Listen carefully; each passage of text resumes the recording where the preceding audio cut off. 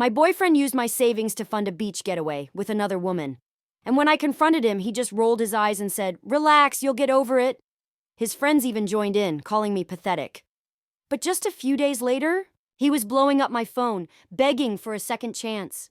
Felix and I had been together for over 3 years. We didn't officially live together, but he stayed at my place most nights, mainly because my apartment was closer to both our jobs. We had even talked about finally moving in together once my lease ended next year.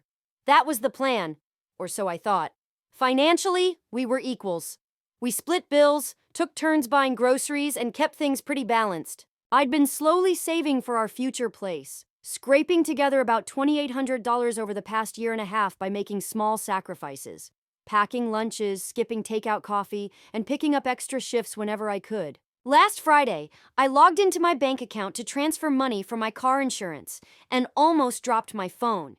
My savings, which should have been over $2,800, was down to just $267. My first thought? There had to be a mistake. Or maybe my account had been compromised. I immediately called the bank. After confirming my identity, the rep pulled up my recent transactions, and that's when it hit me. 3 days earlier, someone had withdrawn $2,550 in person at a branch across town, using my ID. That's when my stomach sank. Felix knew my phone password. I'd never kept anything from him. He'd seen me enter my banking info before. I never thought twice about it. But now, everything made sense. I thanked the bank rep, hung up, and checked the security settings on the app. The withdrawal had been made at a physical location I hadn't visited in months. There was only one explanation. Felix must have taken my ID, probably while I was sleeping or in the shower. I tried calling him, straight to voicemail. Hours later, he finally texted back saying he was out with the guys and would be back the next day. Something felt off. I barely slept that night, running through every possible scenario in my head. Maybe it was some kind of emergency. Maybe he was planning a surprise. Deep down, I already knew the truth. I just didn't want to believe it. The next morning, I checked Instagram. Nothing on Felix's page, but when I looked at his friend Andy's stories, my heart dropped. There was Felix, arms wrapped around a girl I'd never seen before, smiling on a beach. The caption? "Day 2 of vacation vibes with these lovebirds." I kept watching. More beach shots. More photos of Felix and this girl, tagged as Jasmine, at a resort in Cancun. A resort that would have cost around $2,500 for two. He used my money to take another woman on a beach vacation. I sat on the bathroom floor for hours, crying and then just staring at nothing. When Felix finally came back Sunday night, he walked in like nothing had happened. Smiling, tanned, dropping his bag by the door. He even leaned in to kiss me.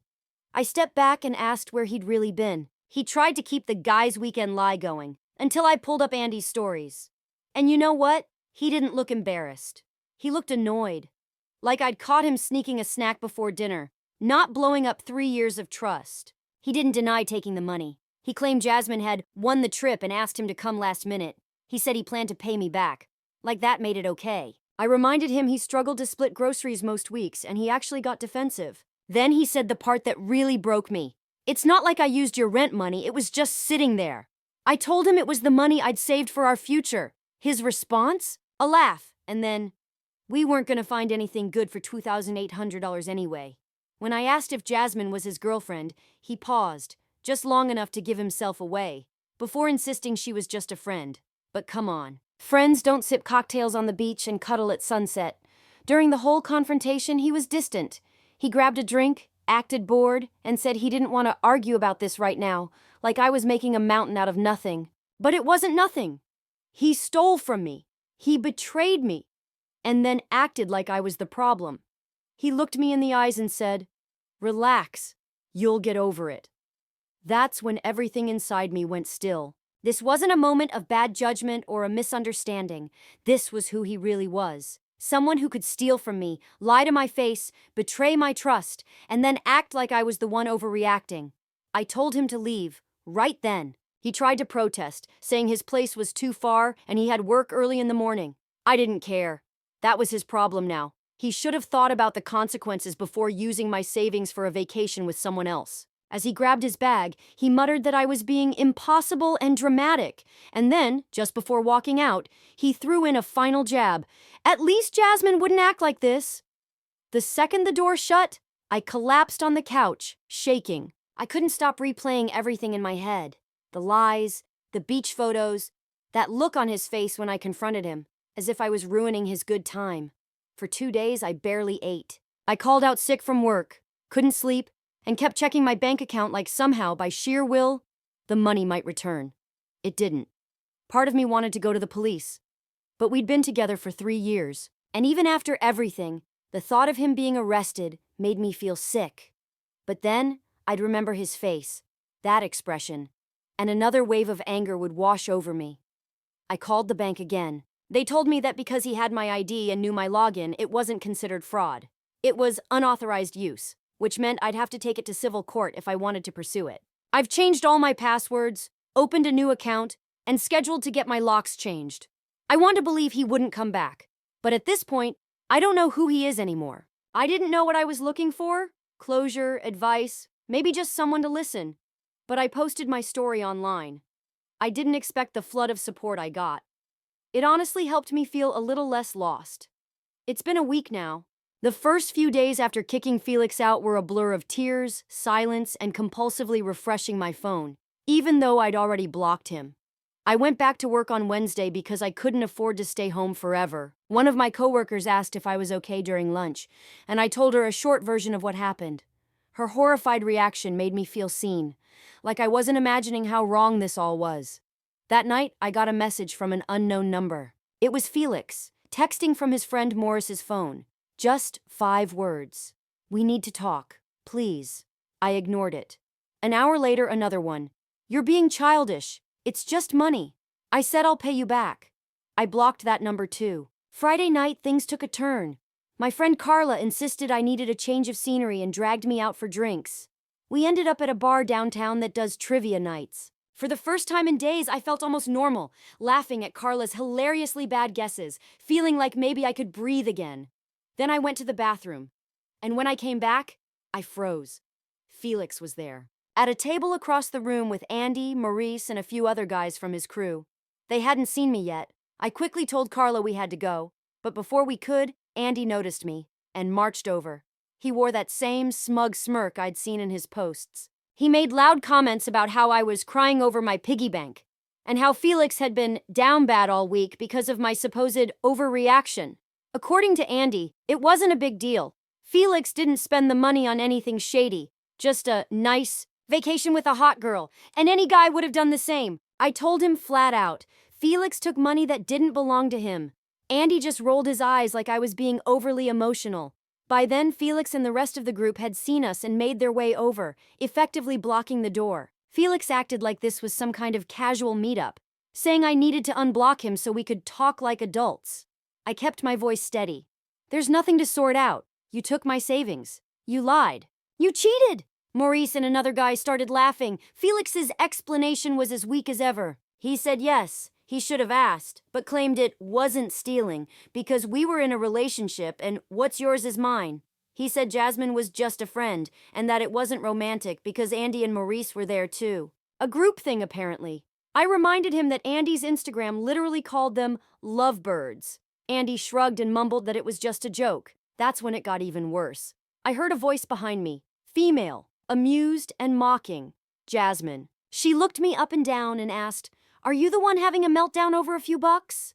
When I tried to explain that Felix had taken my savings, Jasmine gave me this slow, once-over and tilted her head with the kind of pity that feels more like a punch. Then she called me pathetic, all because I was upset over a couple $1,000s. I corrected her. It was actually $2,150, and it had taken me over a year to save. She laughed, said that made it even more embarrassing. I looked to Felix hoping, maybe foolishly, that he'd step in, say something, defend me. Instead, he just looked at the floor, smirking like it was all a joke. And that's when it clicked. He had told them, all of them. They knew. And they'd been laughing behind my back about the girl who got her money taken and had the nerve to be upset about it. Carla, bless her, spoke up and said we were leaving. She pushed past Maurice, and as we walked out, I heard more laughter behind us. Jasmine made sure I heard her tell Felix that he dodged a bullet by not staying with someone so financially unstable. I made it outside before the tears started. Carla wrapped me in a hug while I tried to pull myself together. Then she ordered an Uber and we rode back to my place in silence. In the car, she said what I think she'd been holding in for a long time, that Felix and his friends had always given her bad vibes, and she never understood what I saw in him. That night, she stayed over. We ordered pizza, opened a bottle of wine, and I vented. Showed her the texts Felix had sent from Maurice's phone. She helped me block more numbers I hadn't even thought about. The next morning, I woke up to a DM on Instagram, from Jasmine. I almost ignored it, but curiosity got the better of me. Her message confirmed what I'd already begun to suspect. She and Felix had been seeing each other for months. He'd told her that we were just roommates, and that our relationship was basically over. She said she was disgusted when she found out he took my savings, but wanted me to know the truth, that what happened in Cancun wasn't the beginning. It had been going on for a while. I took a screenshot, then I blocked her too. Looking back, so many things suddenly made sense. All those late-night errands, the weekends he spent helping friends move, the quiet phone calls he'd take outside. Every red flag I had ignored started flashing in my head at once. I showed Carla the message and she wasn't surprised. She told me people like Felix don't just wake up one day and cross every line. They build up to it, one small betrayal at a time. We spent Saturday putting a plan together. First, I called my landlord and asked to change the locks. Since Felix wasn't on the lease, they agreed to send someone Monday morning. Then, I went to the bank, not the same one, and opened a brand new account. I set up two-factor authentication on everything, changed every password, and transferred what little I had left. Back at home, Carla helped me box up everything Felix had left behind. Some clothes, a toothbrush, a couple of games. Nothing I'd miss. Sunday morning, I woke up feeling different. Not better, but sharper. The embarrassment from Friday night still burned, but under it was something new. Resolve. Cold, clear, steady. They wanted to call me pathetic? Fine, let them. But I wasn't going to shrink away and disappear. I spent the whole day deep cleaning my apartment. Tossed anything that reminded me of Felix. Rearranged furniture. It sounds small, but it helped. Like I was reclaiming the space. I also made a plan to rebuild my savings. It won't be quick, but I've done it before. Monday morning, the locksmith came. When he left, I stood in front of the new locks for a minute and just breathed. Knowing Felix couldn't walk in anymore felt like a weight had been lifted off my chest. I went to work. During lunch, I checked my phone. And there they were. 3 missed calls from his number. Somehow, I must have missed blocking it. I listened to the voicemail. His tone was different. Not smug, not casual. This time, he sounded anxious. He said we needed to talk because Jasmine was saying some crazy stuff and that not all of it was true. Then he added, "I miss you." I deleted the message. When I got home, there was an envelope under my door. Inside, $300 in cash and a note that read, "Starting to pay you back. Can we please talk? F. $300 out of $2,550. And he thought that would somehow fix it. Maybe Jasmine cut him off. Maybe his friends moved on. Maybe living 40 minutes from work turned out to be less convenient without me. Whatever it is, I'm done playing his game. The person I thought I loved, he never existed. The real Felix stole from me, lied for months, let his friends humiliate me, and stood by while his new girlfriend called me unstable. Tonight, Carla's coming over again. She's helping me write one final message, calm, clear, and permanent. We're also documenting everything, just in case I ever need a paper trail. Because after everything that's happened, I wouldn't put anything past him. I'll update again if anything changes. But for now, this chapter is closed. Second update. First, I want to say thank you. The support on my last posts has been overwhelming. Reading through the comments honestly helped more than I expected.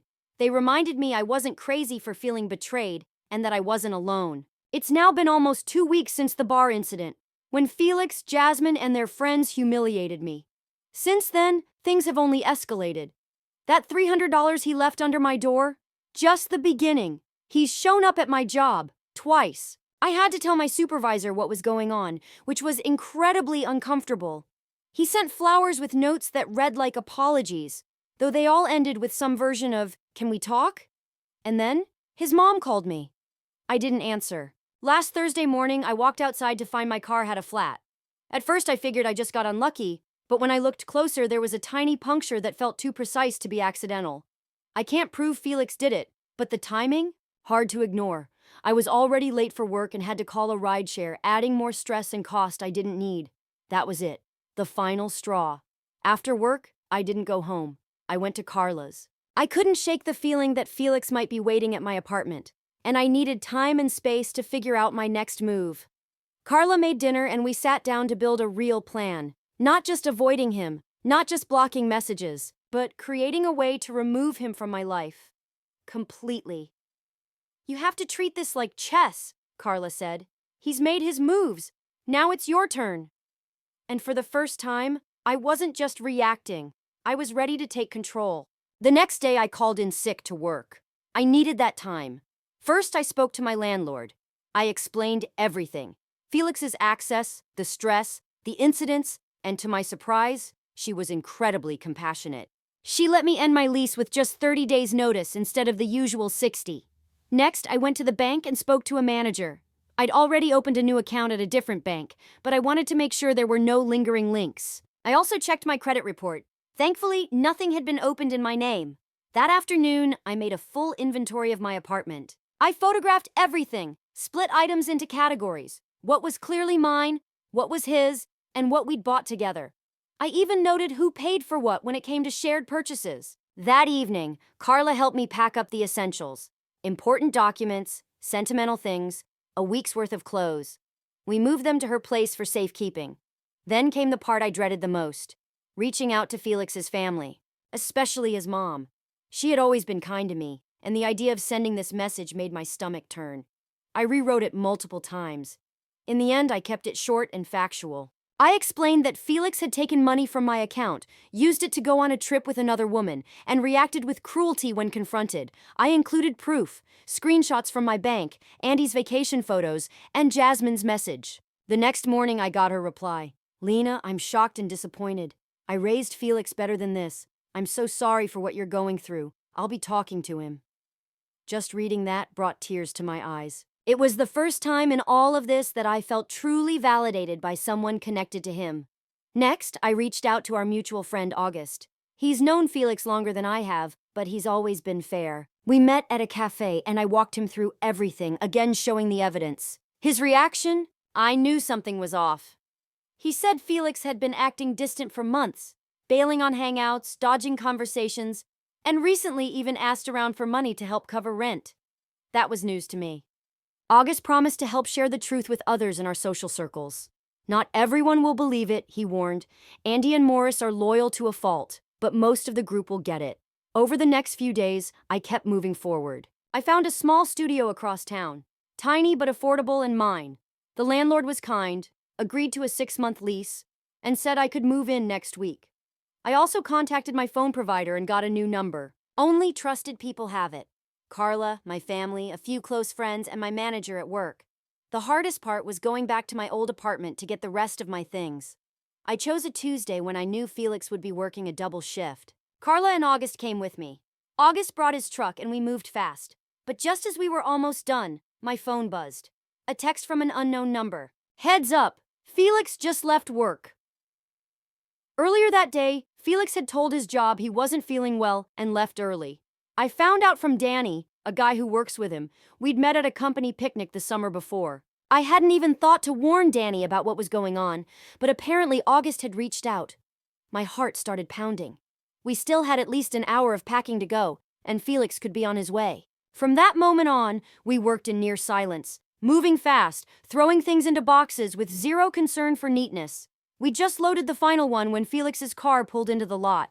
August jumped into his truck, Carla and I into my car. As we pulled away, I saw Felix spot us. The look on his face, confusion, then realization, then anger, is something I won't forget. The rest of that day was a whirlwind, unloading boxes, assembling furniture, and jumping every time my phone buzzed. Somehow Felix had gotten my new number. He sent message after message, apologies, accusations, desperate pleas. I didn't reply. I took screenshots instead and added them to the folder I'd been building, just in case. That night, lying on a bare mattress in my new place, surrounded by half-open boxes and a fridge that held nothing but leftover pizza and a beer August had brought, I felt calm. No shared furniture. No wondering if someone was going to show up uninvited. No memories to avoid. Just silence. The next morning, I woke up to a voicemail from Felix's mom. Her voice was heavy, tired. Lena, I spoke to Felix. He admitted everything. I don't even know what to say except, I'm sorry. He wasn't raised to act like this. If there's anything you need, please reach out. 3 days have passed since the move. Felix's messages have slowed, but they've gotten more intense. Yesterday, he emailed me. Jasmine had left him, he said.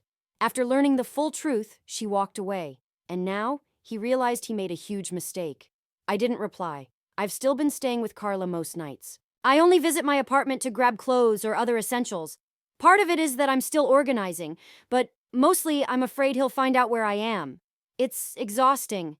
Emotionally, physically, everything. Fear, frustration, heartbreak, it all blends together. Final update. It's now been about 3 weeks since my last update, and a lot has changed. First off, I want to say thank you again. Your comments, messages, and advice have helped me stay grounded on the days I nearly gave in and responded to him. One of the most repeated suggestions was to get a security camera for my new place. I did. I ordered a basic doorbell cam online, and having it there gives me at least a little peace of mind. After I moved out and contacted Felix's friends and family, there was silence. For about 4 days. I let myself believe, just briefly, that maybe he finally got it, that maybe it was over. I should have known better. That Monday morning, as I got ready for work, a new message came in, from yet another unknown number. I know you're reading these. You can't just throw away 3 years. We need to talk. Blocked. No response. By lunch, a message came in from a fake Instagram account. Different name, same tone, same tactics. Long message this time, about how I was overreacting, how he made a mistake, and how we could work through it. But not once, not in any of these messages did he say, I'm sorry I stole from you, or I'm sorry I lied and cheated on you for months. Just, I made a mistake, like he left the oven on. Like this was something small and fixable. That night, August checked in.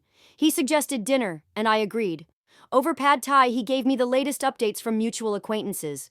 Apparently, Felix's world is beginning to unravel. Jasmine ended things completely after hearing the full story. Not just from me, but from multiple people. Turns out Felix had told her that he and I were basically roommates, maybe hooking up now and then, but not in a serious relationship. Meanwhile, his parents, who I didn't even realize were helping him financially, cut him off. No more help with his car insurance. No more covering his phone bill. No more support. It's all catching up with him. And you know what? I don't feel satisfied. I don't feel victorious. I just feel done. This whole experience has changed me. Not in a revenge glow-up way, but in a quiet, firm, never-again kind of way.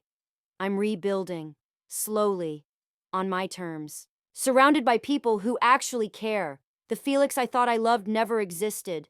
But I do. And I'm still here. After everything, I thought the worst was over, but I was wrong.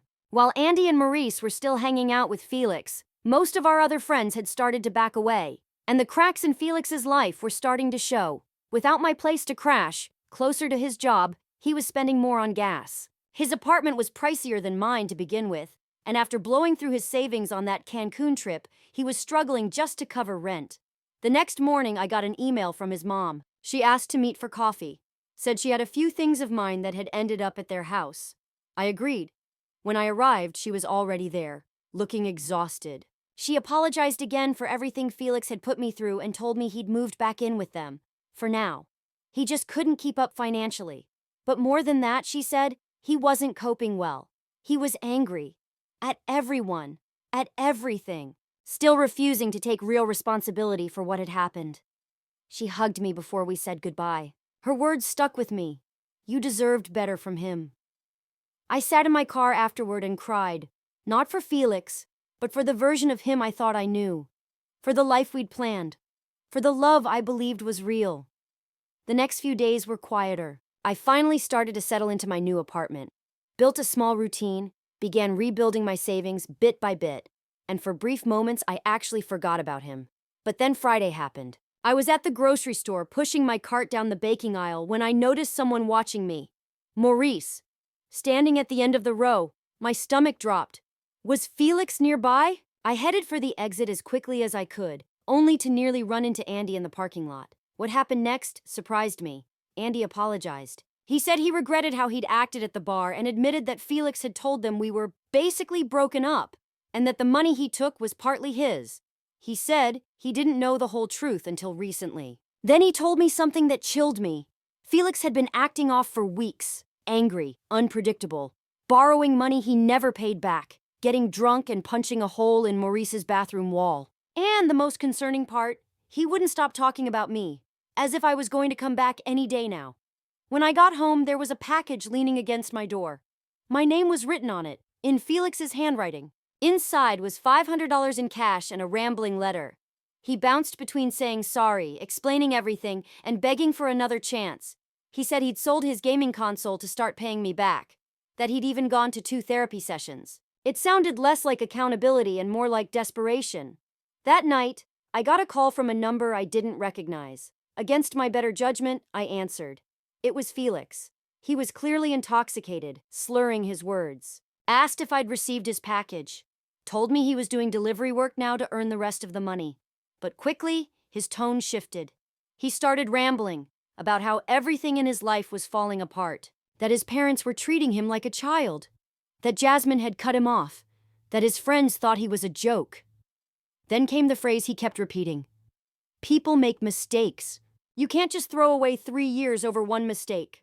I told him the truth. It wasn't one mistake. It was a long line of choices. He started crying, begging me to forgive him, to give him another chance. I said goodbye, and hung up. Within minutes, my phone lit up with more calls. Different numbers. I didn't answer.